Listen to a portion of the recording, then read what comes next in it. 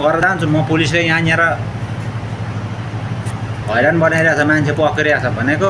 immigration बुझाइसकेका छौँ त्यहाँ त आउनु पाएछ त्यहाँ त आएपछि म सबै दिन्छु भनेर भन्छ उनी नम्बर पा न त मेरो त अब अन्तिम सकिएको नि यो महिनाको 22 तारिक हो आज 7-8 भइसक्यो अब त कहीँ छ र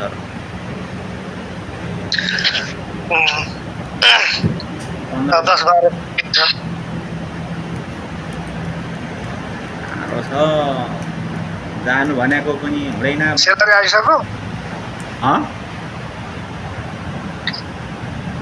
आयो को रे सेलरी आइसक्यो पैसा सेलरी त 18-19 तारिक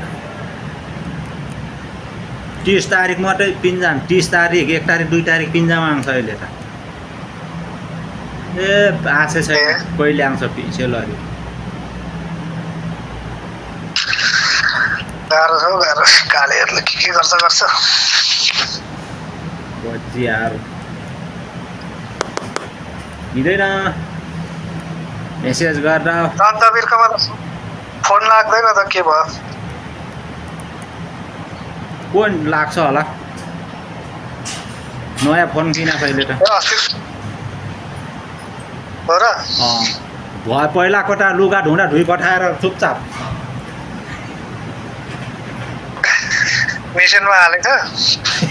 मिसिन होइन मिसिन त उसले भाँच पठाएको छ त्यसको लगहरू अरबीहरूले यो हाम्रो त्यो कुमारले के अरे कोइची लगाएर लग हिँड्दाखेरि हातले धुन्छ यो सबै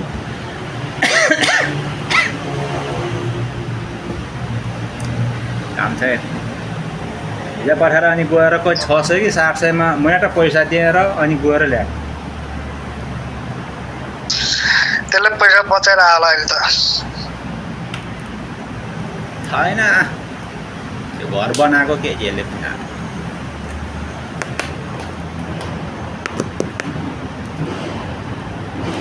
अर्कोलाई पैसा एउटा छोरा उसको एउटा छोरालाई नै खर्च ट्याङ्किरेङ गरे